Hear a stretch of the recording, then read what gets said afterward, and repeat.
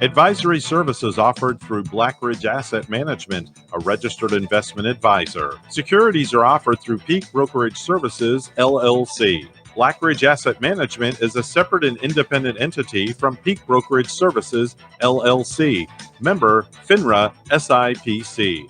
And now, Today with Denny, here's Denny Artachi. Good morning. Another beautiful day in South Florida. It never gets old. Never gets old. And you know what, Evan? I think I'm the new you. I'm not really sleeping that many hours as I used to. All right. So how much did you get last night? I actually had an event, so I got home a little late last night. What's late? I went to bed about 11. Whoa. So that's late. Yeah. That's late. Really? Yeah, it's late. Did you get the deep REM sleep? Is that what they call it? No. All right. But the funniest thing did happen, though. Apparently, you know how alarm clocks have backup batteries in it? So if you have a power surge, it doesn't lose the time. Yeah. Well, the battery obviously went dead in my alarm clock. And I got up and my alarm in the middle of the night was like flashing. And it was like, oh, your wife must have loved like that. 888. And I'm like, oh my gosh, it's 8 o'clock and I'm late for work. Folks, today I'm so excited. We have a very special guest, a fellow alumni, class of 1981, John Geraghty. John, can you believe it, dude? 40 years ago, we graduated high school. What the hell's that about, man? You got to go. It is truly remarkable that we're 3 times older than we were at the time. Right? Yes. We graduated school. I mean, but you know what? Think about it. How many friends we've lost that would love the privilege of getting old like we're doing? Right? Oh, yeah. And it certainly beats the alternative, right? Yes. You know, folks, the thing I love about John, he's very cerebral, very successful. When we start talking, forget it. Time goes by. In fact, I wish we could have recorded just our conversations in the green room. There's not enough time of what I want to talk to you about, but I want to first tell people you're a coach. You're a successful coach, right? That's what you do for a living? Yeah, I've been a business coach for a long time. I essentially my objective is to awaken, inspire, and equip leaders to envision, pursue, and celebrate lives of joy and impact.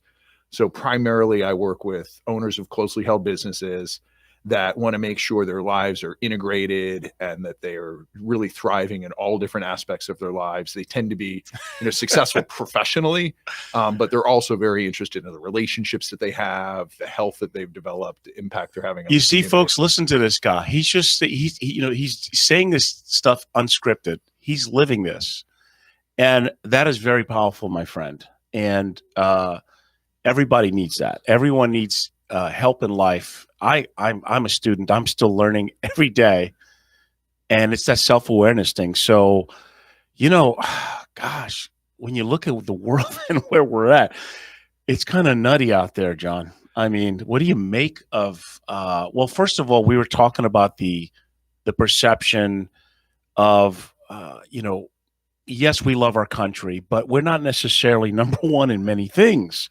And that's the part that kind of gets fuzzy, right? You study this even more than we're not number one in education, right? We're not number one in healthcare. And most of the factors people are going to look at: education, healthcare, Yeah. lifespan, quality of life, happiness. So there's a lot of areas where we're not thriving. Right. That doesn't mean that individual people are not thriving. That's true. Yes. It just means that as the collective, it doesn't seem as if we're really working effectively. And we spend a tremendous amount of money, both personally and as a country, to address these issues. But it seems that opposing special interests kind of come in and break down on the efficiency that's kind of available. And so we spend more money than a lot of countries do on education, on healthcare, and get far worse outcomes.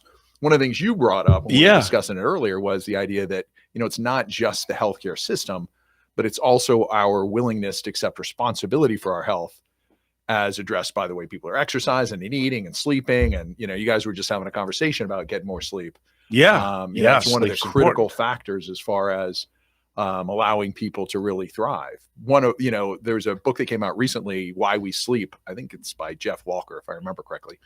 And really looked at the type of sleep that we need, how much deep sleep we need. And all the research shows it's somewhere between 7 and 8 hours. And so few people are really getting that. That's the truth. What happens is I tend to wake up, maybe 1 or 2 times, and it's not to go to the bathroom. I just wake up. But I wake up to go to the bathroom. You wake up, okay.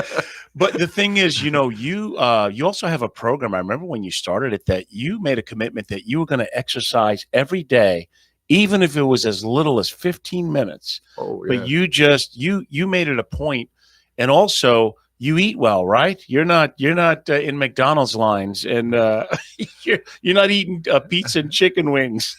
I'm not going to say I never eat. I didn't say never, but it's certainly not my choice. Actually, the exercise program that I follow, I've exercised every day for about 5 straight years, and I've been a consistent exerciser since I was 14. But like 5 years ago, I was like, okay, every day. Yeah, but I see you on the beach. You're like stretching and you're doing your thing. I'm like, look at this guy. And then I see you at the gym once in a while. So you do mix it up. I mix it up a little bit. So, what I think is important for a lot of people to know is that exercise really does not require a lot of time.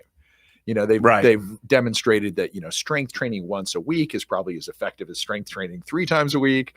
Doing one set is probably as effective as doing multiple sets. And if you look at why exercise works, if you like step back and go, well, why does it actually work? Sometimes people think, oh, I'm getting rewarded for spending time at the gym.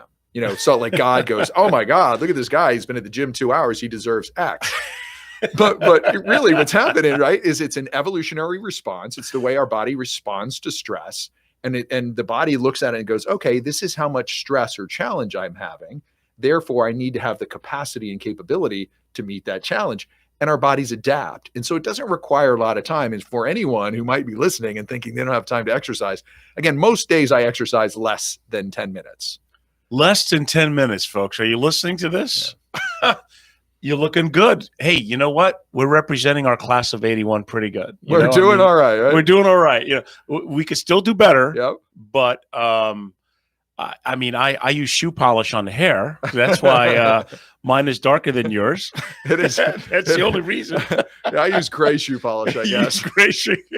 I didn't figure out that I was supposed to change colors. I was like, oh, shoe polish? Sure. Where's the that's what I call it, just for whatever the hell it is, holding on. I don't know. Maybe I should flip it and go white and gray.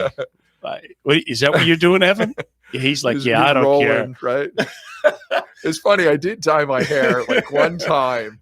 And what color did you dye it? It was still, my hair was brown, right? So I started turning gray. I was like 34.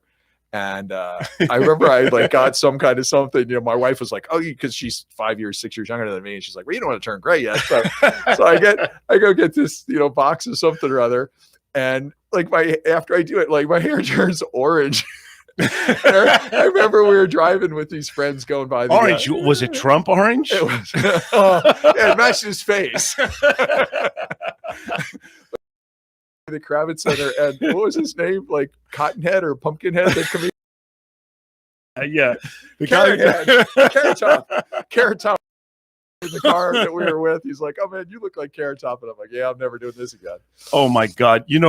There's a guy I was telling you on TikTok that he does a Trump impression. It's so funny. So he did one at Walmart and he's like, yeah, we're here and I'm seeing some ballots in the back here. Let me see if I can find it because it really is fun. Listen to. Well, of course, we're here at, I believe they call it the Walmart, frankly, and it's the automotive section. It's a great section. And we're looking at things. We're looking at things very strongly. We're finding ballots all over the place, all over here. There's some ballots behind there, all over. Believe me, big things coming up, frankly. Unbelievable people. Yeah, he definitely does a good job. He does. Both in content and his voice. Absolutely. Now, you and I, we equally laugh at all politicians because they're not all equal. Some of them are more hilarious than others without even trying. Yeah.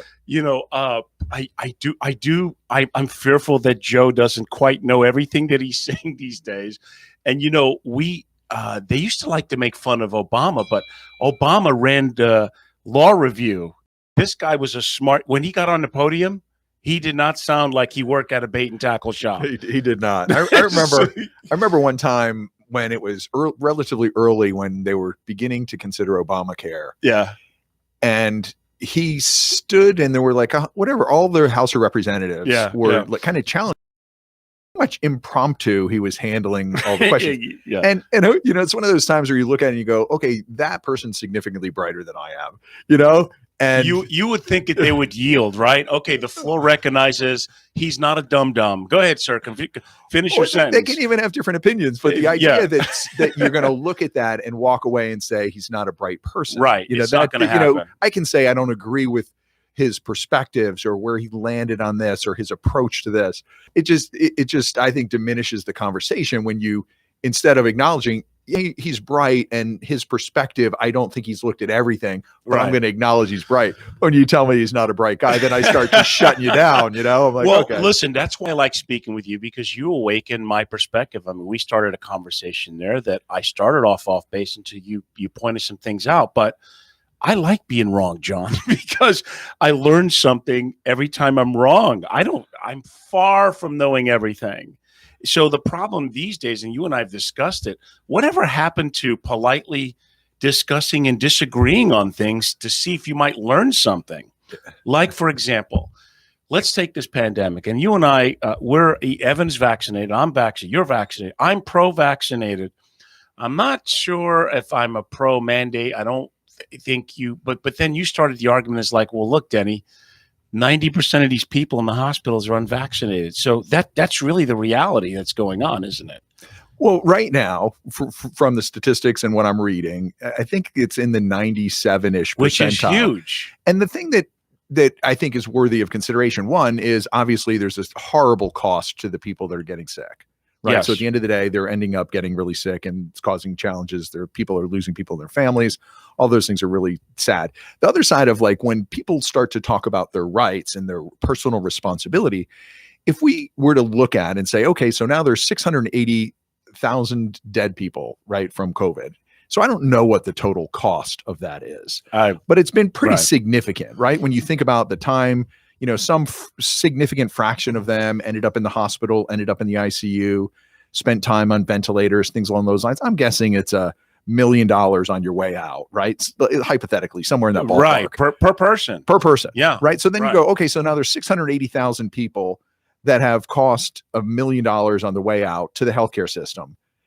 And if we say, you know, at the beginning, there wasn't the vaccine, but since there was, I'm curious of those 680,000, because we're talking about from the beginning, right, obviously. So what percentage of that were unvaccinated? Well, at the beginning, until January, everybody was unvaccinated. Correct. Right. That's right. And I think at January, the number was in the range of 200,000. I think we're only at about 55, maybe 60% of the nation that's vaccinated. Yeah, I think we're in the low 50s, somewhere in that ballpark. And then there's places that are higher, and then there's places that are in the 30s. So can you imagine, like during the days of Eisenhower or something, they said, hey, your kid, unless they get the polio vaccine, they can't come to school. What? Are you kidding me? You infringing on my rights? How dare you, you SO?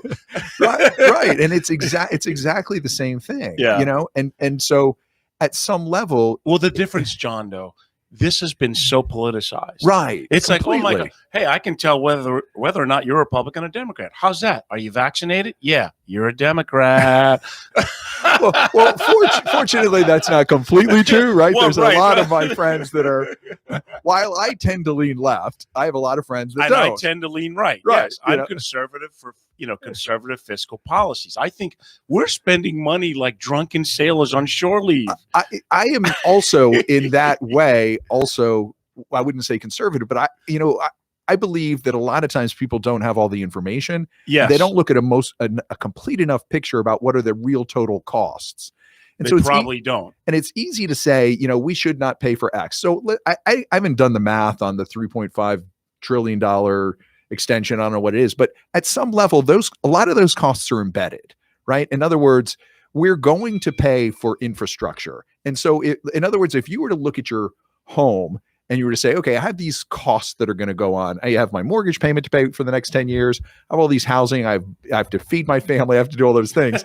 Those costs are coming no matter what, right? So there's a lot of those costs that are embedded. The other thing that I sometimes look at, somebody says, hey, it's just not fair to have, childcare included inside something called an infrastructure bill. And maybe it is, or maybe it isn't. You call it something different. But when you think about one, I talk to a lot of guys. I'm a coach, so I talk to people that own businesses that are having a hard time finding employees. Well, if people are stuck at home because they can't get childcare, then you have fewer people inside the workforce, and so it causes challenges. So there's all kinds of ramifications. What do they do? You tell me there's people that they cannot go to work because no one's able to watch their child, right? So they can't afford the current system, Okay. I mean, if you look at it and say, let's even hypothetically say somebody gets paid this, $15 an hour, right? Mm-hmm. And so they're making about $30,000 a year, and they have 2 kids, and they're going to go pay probably $1,000 a month, right? Right. So they're going to pay $1,000 a month for childcare. So it's $12,000. You take the $30,000, subtract taxes, and they're down in the low 20s. They got $10,000 a year to live on. So how can they go to work? It's when you put it like that, it's just. So what I would love to do is, and this is what our country was meant to do, but it is separated from it, is to actually really debate issues. Like when you're looking at trying to solve a problem, Anthony Robbins talks about, he has this system of making decisions, right? Mm-hmm. I forget what he calls it, but it's basically, the acronym is OOCEMR. It stands for Outcome, Options, Consequence, Evaluate, Mitigate, and Resolve. And so what you're really trying to do is, like, the first thing we need to go is, what do we really want to create? What is the outcome, and get clear about that? Because often if we go high enough, we can find alignment. And then the options are going to be variations across the spectrum. And then you can start to think about, okay, what are the consequences of all of these? The full consequences, not the soundbite consequences. Well, that's the problem. The congressional leaders they're stuck in so much rhetoric that they can't hear what the other person is trying to say. Right. And they certainly don't trust each other. And ultimately, John, they work for us. Theoretically. Right. They don't actually work for us. Well, I mean, we can say that they do because we pay them. Because we pay them, right. But they don't, like, if I had an employee that did that bad a job working for me, they'd be fired. Pretty much, right? Yeah. Right? We can't fire them. They would not have 6 years before I had an opportunity. So that's why they don't work. You're right. We can't fire them. We can't fire them. And then the other problem, a huge problem, is the gerrymandering, because you have situations where most of their districts are completely uncompetitive, right? And so the only risk somebody has, whether they're conservative or liberal, is whether someone's going to come in further extreme to them and challenge them in a primary, because most of the districts are going to land where they land. And so we end up having extremists instead of, people that are moderates and collaborators. Do you believe in term limits for Congress as well and Senate? Or I'm not certain that's the solution. I'm not opposed to it, right? But I don't like, if that were to happen, I'm almost like, would the K Street revolving door just go faster, right? Somebody go in and go, hey, that's awesome. I only have to spend 6 years and then I can go work as a lobbyist instead of having to get a career in there. Yeah, when you put it like that, you're right. It's like the devil you know is better than the one you don't know. Maybe. And it just may not solve the problem. Again, what I would invite us to do is to step back and go, okay, what is the outcome we're really looking for? That usually is a great place to start. What are we trying to accomplish here? What is it that we're trying to do? And we talked about it and joked. People need to empower themselves, because as you can't sit at home and watch CNN for 8 hours a day and expect to get anywhere in life. That's just not how it works. Expecting for that next reporter to say something different. Right. Hi, I'm the new reporter, and I'm going to tell you the exact same news, but in my interpretation of it. Yeah, and if you're staying on the same station, you're basically getting very similar interpretation. Pretty much, right. It's not like one guy's going to come after the gal and be totally different on that station. Yeah, like they used to have point counterpoint. Yeah. How about when? Yeah, right. Someone tells a story, and by the 15th person, it's something totally different. Well, that doesn't happen in the news. They're pretty programmed, folks. Yeah. So, but the thing about your message, one of the reasons I was excited about the show is you're living a good life purposely. It's not by accident. It's purposeful, and you think about it, you take action to make it happen. And I try and say that's how I want to be in my life. I try and be that way as much as I can. Yeah, and I think you do a great job of it. Well, I appreciate that. The Yeah. bromance is blooming, ladies and gentlemen. And We're in love. We're in love. But you know what? I think more people should talk to one another, not at each other, but actually speak. I honest to God, I've had invites to people to come on the show here, and they're afraid to come on the show. I don't know why. And I want it from both spectrums, the right, the left, the I don't cares. I've had charter financial analysts, CEOs, music promoters, healers. And I think what I love about this medium here is to have guests like that, to talk to people and share what's made them successful and happy. Ultimately, if you're not happy and you don't have your health, what the hell? What's the point of living, right? Right. I mean, if you don't have those two things. I'm going to back up for just a little bit of background because you said I'm living intentionally and on purpose and things along those lines, which I agree with. I think one of the things that is helpful to know wasn't always the case, right? Yes. I mean, yes. Let's talk about that. How many years are you sober? About 30 years sober. Wow. Right? So I'll be 30 years New Year's Eve. And actually not New Year's Eve. I was pretty drunk on New Year's Eve, right? So New Year's Day, we'll go. New Year's Day. And if we take away the hangover, maybe the day after, right? So listen, bro, let me tell you, I'm not an alcoholic, but I've played one in real life many times, okay? And it's so easy to get caught up on that crap, John. Yeah. And it sneaks up on you. Yeah, and so talk about what made you just get sober besides tired of waking up feeling like crap. Well, I think there were a few things. Like while I was in my 20s, so I got sober when I was 29. While I was in my 20s, I was in college. I had a job at a health club. That was a pretty, fun job. And yeah. There were elements, and the guy that owned the club was very growth oriented. Okay. And so I started to get exposed to, kind of like Zig Ziglar and Dennis Waitley and Brian Tracy, classics. right? The old guys. Yeah. And so there started to be incongruence between what I was learning and how I was living. And eventually it got to the point where it was just difficult to continue to deny, and really what happened, the way I got sober is though I never got a DUI, I certainly, thank God. Right. Yes. Right. I mean, I got pulled over numerous times. Evan doesn't drink. He maybe once in a great blue moon. Yeah. And you know what? This Saturday, it'll be 30 days that I haven't had a drink because once in a while I just stop drinking to clean myself because, I mean, wait a minute. This is the norm I'm playing in a band. People want to buy me shots. Oh, and you have, moderate drinking is like 2 drinks a day. Well, people drink 2 drinks in 10 minutes. Right. That's where the disconnect is. Right. And it's acceptable. Right. Hey, John, come on, let's have fun. Let me buy you another one. So finish your story. Well, I remember one time actually going back to my drinking days. So I remember getting pulled over on a Saturday night. A couple of different times in Gainesville, where I went to the University of Florida. Okay. And I get pulled over by these cops, and they're like, "So have you been drinking?" And I look at them like I'm like, it's Saturday night. Like almost like I'm entitled.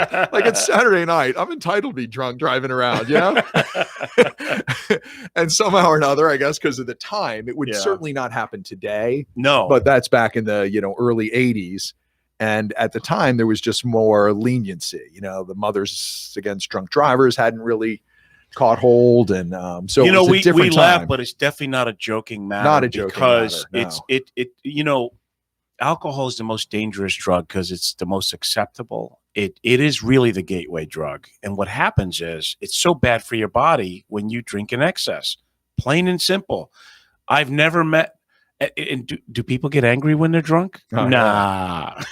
Yeah. I mean, so it just totally changes. And trust me, I've had my moments, brother, where I'm like, maybe I am an alcoholic because I just drank for 4 or 5 days straight without even thinking about it. Right. Yeah. Until you consciously say, yeah, I don't want to drink today. Or how do I feel? That's actually, there's a couple of points I want to talk about there. So one is, really stepping back and asking yourself, how's this working for you? Exactly. Yeah. And it doesn't. Yeah. I don't know. Have you ever met someone that says, man, I'm so glad I drink so much. I'm so successful. I feel great. And I'm really happy. I've talked to people that are currently drinking at the moment. Okay. That are kind of excusing the behavior and everything's great in my life. And They don't wanna I'm not change at it, all for saying people need to be, I don't drink well, so I don't drink. Right. I'm not, my wife drinks. Yeah, no, I'm not, You know? folks. We're not anti Yeah. don't drink anymore. Yeah, We're my wife just- drinks, We're just saying that you should be conscious if you're drinking too much, and if you're not, it gets in the way of anything. Exactly. Chocolate cake, pizza, right, chicken wings. Yeah, the challenge with alcohol versus those is it impairs your ability to actually make good decisions about other things. Yeah. So if you think about like what foods are you eating when you're drunk, probably not great either. Yeah, Denny's is great when you're drunk at 2:00 in the morning. Yeah. Oh, you promoting your own restaurant there? I don't know. Listen, we're going to take a brief pause here, and we're going to have Paul Meeks come on. We're going to try and get him on the line. Paul is a famous chartered financial analyst, and I want to see what he says about, because these markets are a little sketchy lately. And Evan, let me give you the number to him, and we'll be back on Today with Denny, folks. All right, we are back on Today with Denny with John Geraghty, and we have a special guest. I'm always pleased to have him, folks. Mr. Paul Meeks, chartered financial analyst with Independent Solutions, great partners. Paul, are you on the line? Yep. Hey, nice to talk to you this morning. And Paul, few things happening in the market. And I always remember that you try and educate people that administrations do not move markets. It's the federal monetary policy does, and fundamentals. So are you still bullish going in the next 6 to 12 months in the market? Are you concerned maybe about the new tax programs that President Biden may put into place in January? Are you concerned about inflation, especially with the wages? What is your take on the market going forward? Yeah, so I'm pretty optimistic. The only thing I would say as a caveat is, from time to time, the natural state of things is that you have not a severe correction, definitely not an economic recession, but you do give up some of your gains. Now, earlier in this week, we had a 2 or 3% drop in a single day in the market. That was on Monday, based on this nastiness with this blow up of this real estate developer in China called Evergrande. And so you might have an exogenous or external variable that could cause some turbulence, but we've gone about a year and a half without as much as a 5% correction. And typically in any year, even a good year, you have a bunch of those. Exactly. And so I would say that we're, whether it's exogenous variable like the situation in China with Evergrande, it's going to trigger something. I'm not too worried about it. I don't think it's going to be too deep, i.e. I don't think we'll lose too much money. And I don't think any kind of correction will be long lasting. So if we have something like this, repeat like we had last Monday, I'm probably a better buyer because interest rates still are pretty low. And as you said, the big driver is really not anything but the level of interest rates, and that's controlled by our central bank, the Federal Reserve Board, and they have a pretty accommodative policy. And so, yeah, I feel pretty good. We've had some big gains the last couple of years, despite COVID, 1 and then COVID 2 with the Delta variant. But yeah, economic growth is fairly strong. No. Interest rates are still low for a while. Expect, small corrections, but nothing too long lasting or meaningful. Now, folks, for all of you who may not know, Paul ran the largest technology fund in his days with Merrill Lynch. He's on CNBC every week. I'm so blessed to have him as a partner. One other thing, the buzz on the street, Paul, obviously is if they don't agree to this debt ceiling, what do you think that would do to the markets? Because they're predicting, oh, my God, Armageddon is going to happen and the world's coming to an end. Do you think if they don't agree to a debt ceiling that will spiral the markets downward? No, I don't.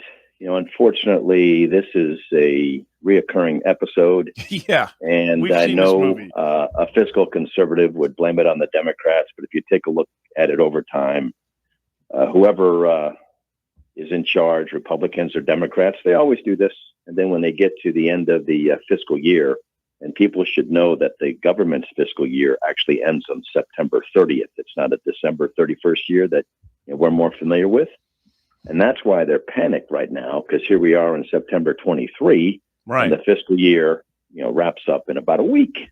So what they do is procrastinate, and then they end up coming together with a lot of angst and a lot of backbiting. But it'll happen. But unfortunately, over the long term, it's pretty sad that we have to do this repeatedly, because that means that we spend like drunken sailors and we don't have enough revenue to cover it. And so when you have a perpetual deficit, you're going to do this again and again and again. The last time it really caused some problem was when they had one of these episodes back in 2011.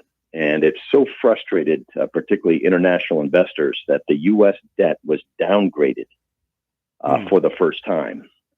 That won't happen this time, but it can show you how, sooner or later people will say, hey, USA, get your fiscal house in order. And look, I mean, with rates being so low, you have to invest in something. And even though valuations aren't cheap, they're not overly expensive going forward, do you think? Or yeah, no, I've done the math, and if you take a look at the U.S. market, most people describe that as the S&P 500 index. Mm-hmm. Right. It's definitely more expensive than its long-term average, but it's also less expensive than, say, for example, at peak inflation of the internet bubble before it popped. And so, I'm not jumping into stocks and buying everything and being super comfortable about it. I am overall still fairly optimistic. And so I take opportunities like last Monday when the market's down 2 or 3% in one day based on these Chinese shenanigans as a buying opportunity. I wouldn't just go in and buy stocks on any day, take advantage of dips. Well, yeah, that's the smart thing. And unfortunately, too many people get emotionally attached to market swings. And it's just natural. Nothing goes straight up. And you're right. We haven't had a major blip in the radar since the COVID. And geez, how long did it take to bounce back from that? It was pretty quick, back then. So this is, February, March of last year, 2020. Yeah. The U.S. economy essentially shuts down, right? You had to close every bar, restaurant, et cetera, et cetera. And the S&P 500 did lose 35% in 5 weeks, which is unprecedented bad. But then what was even more unusual was it climbed back out of that hole. And when you got to December 31st of 2020, despite taking a 35% hit in only 4 or 5 weeks in the spring, for the year, the S&P 500 was still up 18%. And over time, a good year in the stock market is 10. So we had a great year. Despite climbing out of a huge hole. It was really unbelievable what happened last year. So all the fundamentals still, could lean to, single or low double-digit returns going forward, in your opinion? Yeah, I don't think we should expect what we've had, because it's been, way overshot the long-term average per year on stocks, which is about 10%. Mm-hmm. But yeah, the outlook for the economy is okay. Interest rates are still low, so you have both accommodative monetary policy controlled by the Fed and fiscal policy controlled by the guys in Washington, D.C. And well, that's great, Paul. I see risk from these exogenous variables like this geopolitical stuff, but not that many flaws in the U.S. Well, the thing that especially CNBC, because they always ask you about technology. They don't realize that you have an excellent dividend model where you're buying, preferred stocks that are already paying a nice dividend with nice upside potential. So people don't know the Paul Meeks that I know. That you're not just a technology guy. You have other things that you do for clients that are very appropriate and proper, I might say, not just swinging for the fences. And well, and there's times to swing for the fences too, but tech stocks have particularly done so great, even better than the market, which has been pretty good. Right. And so, these days, if I get new money into a portfolio and somebody says, Paul, go wherever you want to go, and it's not, earmarked specifically for tech, I'd probably buy less tech and more of the surer, safer, high dividend plays, which are mostly, consumer brand stocks. Well, that's why you do what you do, sir. And I'm so blessed. Always a pleasure to have you on the show. Thank you, Paul. I can't wait to have you again. And hey, let's hope we keep chubbing along and people pay less attention to the rhetoric in Washington and stick to the basics of reality. And folks, we still have a pretty good economy going and a lot of good fundamentals for investing. So thanks again, Paul. And I know you're a busy guy. We'll talk to you soon. All right. Best wishes. Thank you. Thank you, Paul. Now, John, you have a lot of advisors that you coach yourself, don't you? Yeah. I mean, that's part of you help them be more successful. Right. My career originally was as a certified financial planner. So that's the field that I started in. And so as I began my coaching career, a lot of my clients were out of that field. And I do a lot of work with, again, closely held business owners. Many of them are closely held financial advisors who have small teams, but very profitable practices. Yeah. And so I don't really do anything as it relates to helping them design portfolios. No, those lines. No, you help them be more successful and getting goals and increasing their market share, communication, feeling good. Yeah, really, and helping people to have balance and integration in their lives. There's a belief in our society, I think, that misses that if we really want to be successful, what we have to do is drive ourselves all the time. Yeah. And the research really shows that the people that are really thriving are actually living not linear lives, but lives of cycles, right? So that you come hard, you sprint, you get recovery, you sprint, you get recovery. And so that's really what we look at a lot with people, is making sure that they're having all aspects of their lives, that they're integrated and they're feeling great about that. There has to be a balance. You and I talked about it and joked about it in the green room that I go to the beach to read a good book, be quiet and peaceful, and then all of a sudden somebody comes with a big boom box, a keg full of beer, and they're screaming like we're at the bowling alley, and you're like, wow, that's awesome. That's why I came out to the beach, to hear that. And I really believe that. Problem is, most people never take time to do nothing. I told you, I don't think I've been bored in 25 years. When I have nothing to do, I'm like, wow, I don't have to do anything. Let me just enjoy this. Right. Or I'll drive without the radio playing in my car, because you're spot on. People never take time to unwind and give their nervous system a break. Right. You're right. It's like, oh, you've got to work 78 hours a week until you pop and drop dead. Otherwise, you're not doing anything. Yeah. And people, so many people feel that, if they're being leisurely, that they're being lazy. Right. Rather than recognizing that, everything in nature requires recovery. Right. We have seasons, we have days where even we're rotating around the sun, and that you were getting different cycles there. Our bodies also have to go through those cycles and have good recovery. And our brains.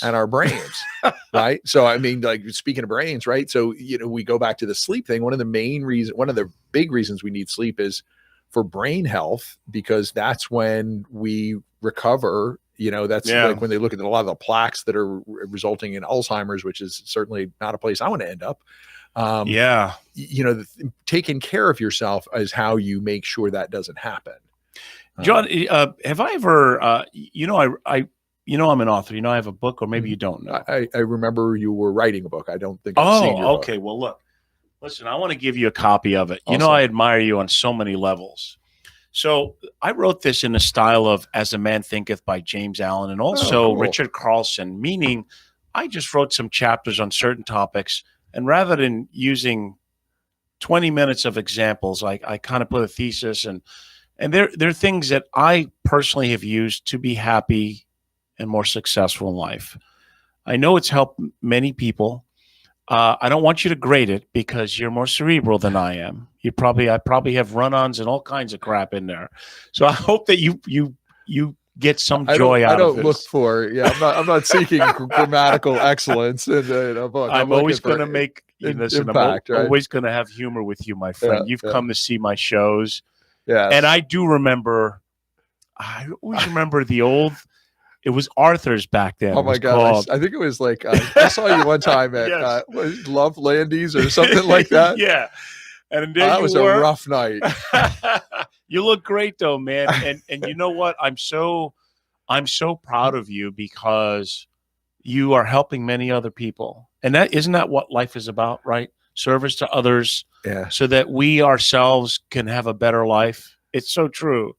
So I applaud you on that. Thank you.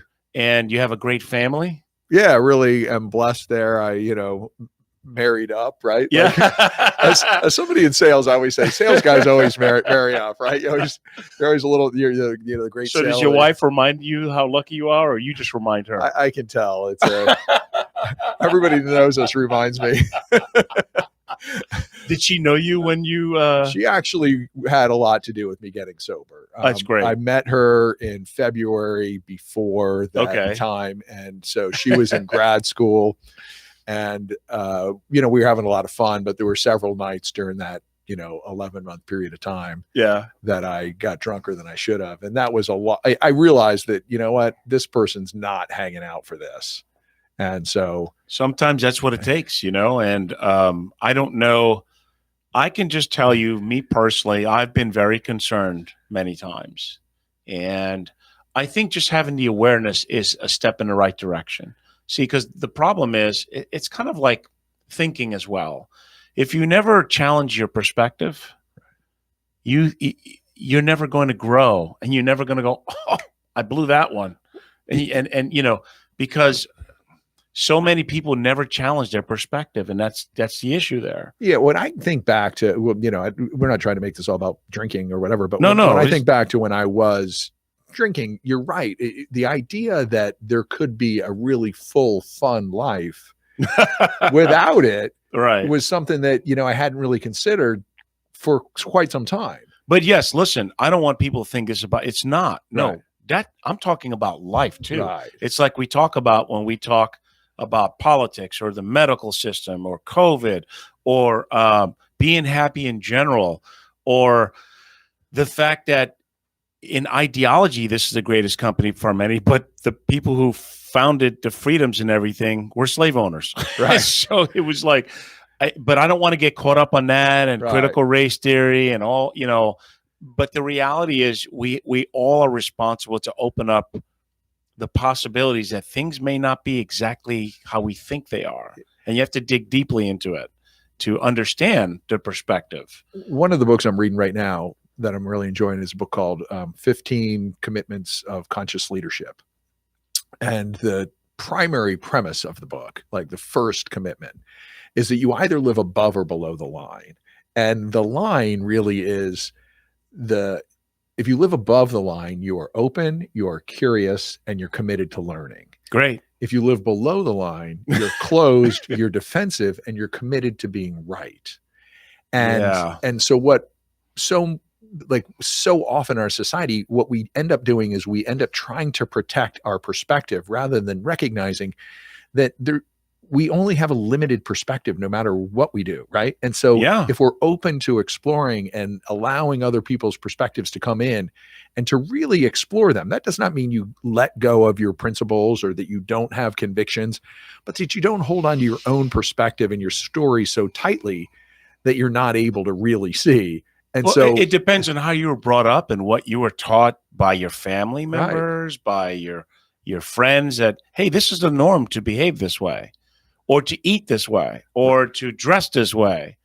And then you go to a foreign land and they look at you like, dude, who told you that that's cool? Right. Well, what do you mean? Or even you change times, right? We were looking at some of the mullets, right? Exactly right. The mullets that I posted. Like, I can't believe I walked out there looking like that, like a mullet. Right. And it's not even that we're in different cultures, right? It's just time frames. You look at like, this is cool or that's cool. Right. Even again, one of the things, like, I'll go back to our high school time, right? And you can remember that far back? Well, what I can remember about high school, right, is that the way I grew up, and I think a lot of people grow up, is very much with a fixed mindset. I actually remember kind of thinking that like overvaluing potential versus effort, and almost like feeling, if you were felt that you were intelligent or something, it was something that you protected. But what we know is that people that have a fixed mindset, that see the world in that way, that it's about like the potential you have rather than the effort you bring forth, tend not to bring forth as much effort because they don't want to demonstrate that there's limits to what they're capable of.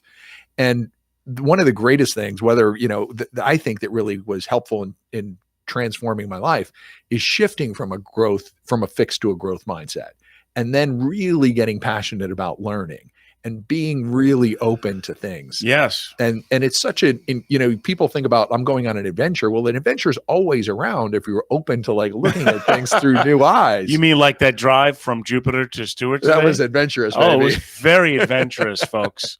You had people that we have philosophers. They think, therefore they break. They were all over the road this morning.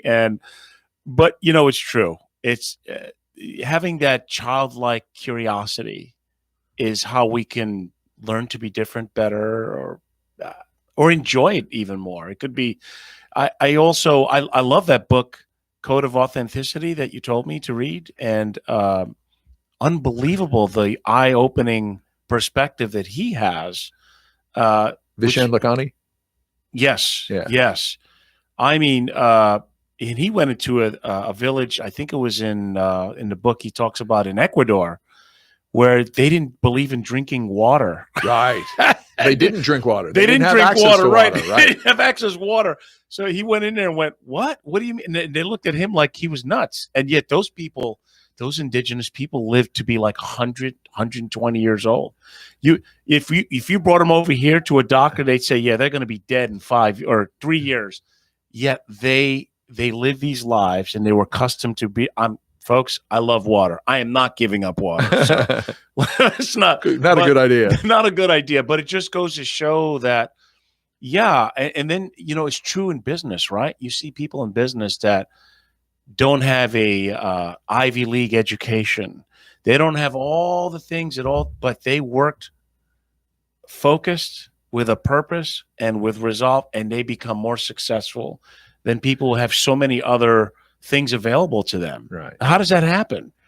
I don't know. I have some perspectives on it, right? And so one of the things that I think about a lot is that rather than being this fixed thing, right, that has a certain capability, if we think of ourselves almost like a universe, right, and the universe continues to expand, well, we too can continue to expand. And the what allows us to continue to grow and develop is the compounding of incremental growth. So when we're engaged in any kind of people are listening and going, what the hell are these guys smoking? So when we're engaged in any kind of expansive activity, right, whether it's physical and we're getting stronger or better, or we're getting brighter, like a lot of times, when you look at it, you go, I could never get from where I am to this other place. Yeah, that's right. Rather than thinking like all it is it might be a bunch of steps. Yeah. But it's literally just compounding little steps. And then when you compound those steps over time, that incremental growth ends up being really transformative, and you end up in a completely different trajectory than you would have otherwise. So but if you were never open, and if you didn't you have to put forth the effort. Right. I mean, having dreams without effort, that they're just dreams. They're not real goals. You have to commit to what you want to achieve in life. I mean, that's just the way it is. It's never been, I'm sure there's some people that said, oh, well, this just happened naturally. I didn't have to even work at it. Yeah, I don't believe too many things happen that way. I think you purposely, intentionally have to follow a path, be open to the possibilities, evaluate what you're doing, make adjustments, and keep going forward. And you have to work your butt off. You have to have balance. You can't always, we talked about it. It's true. You can't go full tilt all the time. You'll pop. Yeah. And like you were saying, kind of like making those adjustments. It's just like flying across the country. Right? Exactly. The planes are not always directed where they're going. But you get new information, right? You get that new information and then you make an adjustment. What's the best way forward? And like, where are the resources that I can connect with, collaborate with? The other thing too, John, is I think most people are so afraid of failure that's where they lose it. After failing 3, 4, 5, 6 times, they give up. They go, oh man, this this ain't me because I didn't get it by now. Like they have this illusion that it should come naturally and quickly. I remember reading Thomas Edison, who just was a freak of nature like that.